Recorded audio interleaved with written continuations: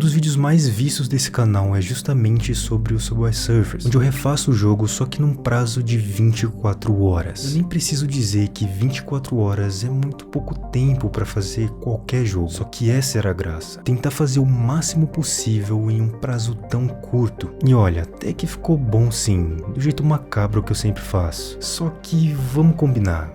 Dá pra melhorar um pouquinho isso aí, deixar mais bonito, mais iluminado, digamos que ultra realista. Quando se fala em qualidade gráfica, eu nem preciso dizer que a Unreal é minha engine favorita. Dá pra fazer uns jogos bem bonitos ali, sem fazer esforço nenhum. E se você já assistiu qualquer vídeo desse canal, então provavelmente não aguenta mais me ouvir falar disso. Eu tenho um problema. E essa engine aqui possui algumas versõezinhas disponíveis. Só que a mais recente, mais incrível é a 5.1. E olha, eu nem vou entrar em detalhes sobre as diferenças entre uma e outra. Mas essa daqui é da hora. Pra você ter noção, essa aqui é uma comparação dos modos de iluminação dinâmica que a Unreal 5.1 oferece dentro do Fortnite. De um lado, o jogo sem esses módulos, e do outro, é claro, com eles ativados. Eu acho que já deu pra entender que eu vou usar a 5.1, não tem como, isso daqui tá muito bonito. Depois de instalar cerca de 80 GB, a Unreal 5.1 tava ali bonitinha, pronta para ser usada. E a primeira coisa que eu fiz foi criar o chão do nosso Subway Surfers. Só que eu não poderia simplesmente fazer qualquer chão ali. Eu tinha que antes entender como funciona o Subway Surfers em si. Se você reparar, no mundo do Subway Surfers tudo é meio torto, como se fosse uma curva infinita que varia de um lado para o outro conforme você joga. E o motivo da existência dessa curva, obviamente, é por estética, mas também ela esconde o mundo sendo gerado no final do mapa. E calma que isso daí não é teoria não. Não é preciso mais do que 5 minutinhos jogando para entender que os prédios, trens e obstáculos de Subway Surfers são gerados conforme o jogador anda para frente. Um tipo de geração procedural. E essa curva, ela meio que esconde os prédios sendo spawnados do nada, lá no finalzinho. Só que ainda assim dá pra ver isso acontecendo se você reparar bem. E esse foi o meu primeiro desafio, fazer isso acontecer dentro da Unreal. Depois de pesquisar um pouquinho na wiki da própria Unreal, eu encontrei um tópico que falava sobre o World Position Offset, que basicamente é uma opção que te permite modificar as vértices de um objeto 3D. Dá pra entortar pra cima, pra baixo, e ali mesmo na documentação tinha um exemplo que fazia o objeto meio que dançar. Só faltava fazer isso funcionar do jeito que deveria no Subway Surfers. E depois de ver uns tutoriais e entender mais ou menos como funciona esses nodes aí, eu consegui distorcer a malha de um jeito que parecia ser uma curva. Daí eu criei um chão de terra de um tamanho razoável, apliquei essa mesma distorção e tudo indicava que eu tava no caminho certo. A curva tava ali, talvez não tão parecida como a do jogo original, mas ainda assim funcionava muito bem. Ali mesmo eu adicionei esses trilhos de trem e fui montando as 3 vias do game. Junto com elas eu posicionei essas calçadas aqui e comecei a procurar por modelos 3D de prédios que fossem minimamente realistas. Não tinham muitos modelos realistas free na internet. Da primeira vez que eu recriei o Subway Surfers foi bem fácil encontrar modelos low poly, aqueles bem simples mesmo, mas quando o papo é realismo, aí vai ficando complicado. Mas por sorte eu encontrei esse pack free na loja da Unreal com alguns prédios que se encaixavam perfeitamente com a minha ideia pro jogo. Então depois de um tempo considerável montando essas casinhas em volta dos trilhos, eu já tinha uma amostra de como seria esse jogo realista. As coisas estavam meio velhas ali, quebradas e sujas, como se fosse algo pós-apocalíptico.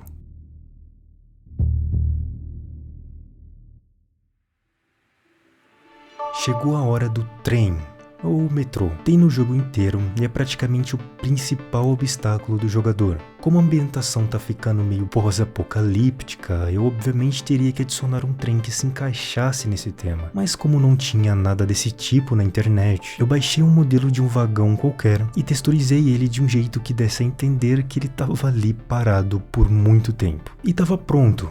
no caso um dos trens, porque também tem aqueles trens que se movem em direção ao jogador, mas isso foi bem fácil de fazer. Como eles sempre se movem para uma única direção, eu só adicionei esse node aqui que faz o trem se mover até um certo ponto. E ok, agora só faltavam uns obstáculos ali, que são uns tipos de barricada ou placa que aparecem na frente do jogador. E eu tive que dar uma pausa nisso daí, porque para fazer essas colisões dessas barricadas acontecerem, antes eu precisaria criar a movimentação do Jake, que é o personagem principal do jogo. E não tem muito segredo nisso não, como esse bonequinho aqui só anda pra frente. O que eu fiz foi remover todos os controles padrão que já vinham na Unreal e criar uma atualização constante da velocidade do eixo X, para ele sempre andar pra frente. Daí eu tive que fazer todo aquele processo de entrar na Mixamo, pegar a animação dele correndo, pegar a animação dele pulando, dele rolando, e o resto é resto. Eu configurei as animações certinho e parti para as colisões. Como no jogo original, o Jake não pode bater nas barreiras ou nos trens. Esse é o grande desafio do Subway Surfers, desviar de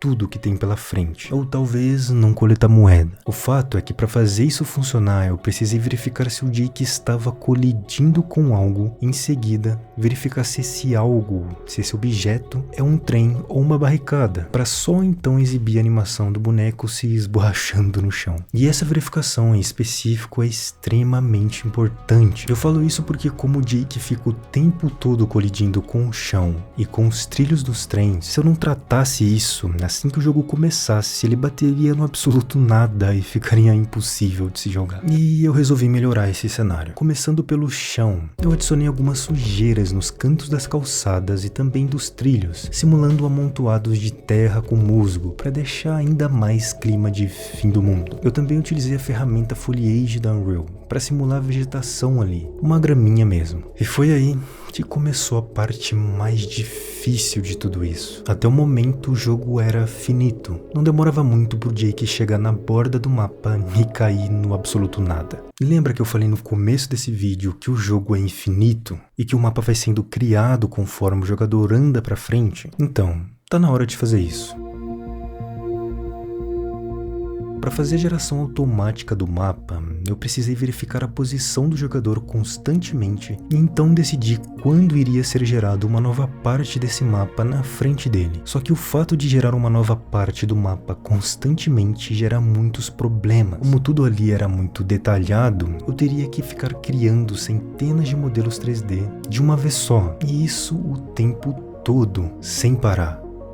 Para sempre. Eu tinha que bolar um jeito mais fácil de fazer isso. E para resolver esse problema, eu agrupei toda essa cena que você tá vendo aqui em uma única blueprint. É como se eu tivesse pegado tudo isso e transformado em um objeto só. E isso me deu a possibilidade de spawnar esse cenário inteiro onde eu quisesse com apenas um node. E foi isso que eu fiz, com o adendo de que toda vez que um era gerado à frente do jogador, outro era destruído atrás dele. E isso era feito constantemente, só que a curva era tão intensa ali no finalzinho que nem dá pra notar isso acontecendo. Com isso funcionando perfeitamente, eu adicionei algumas coisas novas no cenário, como moedas pro jogador pegar, que ficavam rodando e brilhando ali, e que não faziam nada além de ficar barulhando põe.